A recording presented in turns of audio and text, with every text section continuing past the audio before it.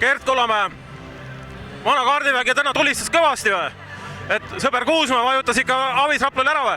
Ja, et siin naerangi, et ega midagi ei ole muutunud ajas, et lõpus on, kui on jõugus korvi aja, siis Sumo võtab ja paneb ära ja kõigil näpud püsti, kõik on tore, et nagu 20 aastat tagasi.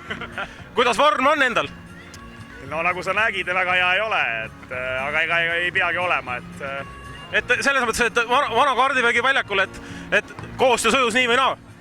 No jah, eks mingid asjad seda mängu on mängitud, et mingid asjad ju ikka tulevad meelde, aga eks sa peast tead, kuidas seda mängu peab mängima ja kuidas tahaks mängida, aga keha järgi ei tule enam, aga see on täitsa loomulik meiesugustel. No kas sõbra Andre kutse sellele showmängule oli ootamatu või mitte?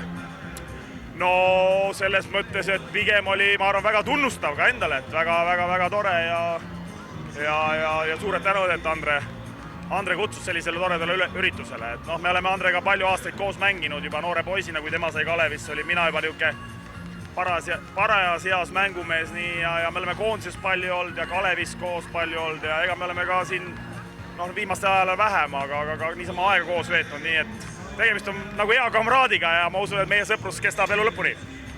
Ütle ka, mingi moment, mingi hetk, mis sul tuleb momentaalselt kohe eredamalt meelde Andrega seotult?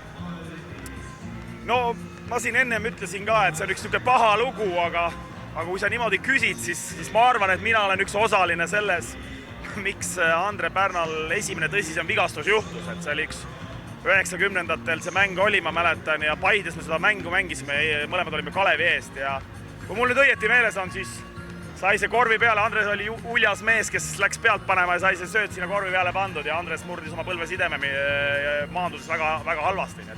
Mul tuleb alati Andrega seoses, tuleb alati see nagu meelde ja tänagi ma olin siin, siis mul kogu aeg see nagu, see ei ole, seda on halb meenutada praegu sellisel lõbusal päeval, aga see on reaalne elu, eks ole, ja see, ma olen alati ennast nagu peale seda söötu või nagu tänagi ikka natukene nagu jääb hingele, et pidin ma seda söötma sinna, aga sa oled mängu olukorras ja mängid ja nii see elu meile kord on, nii et siuke lugu, aga kui ma Andrest hakkaksin rääkima, siis me võiksime teha üks pika seriaali, et me oleme elus kõvasti koos mänginud, mis siin salata, pulli teinud, olnud head sõbrad, nii et väga vahva vend ja ma ütlen, nagu ma enne ütlesin, ikka väga hea kamraad.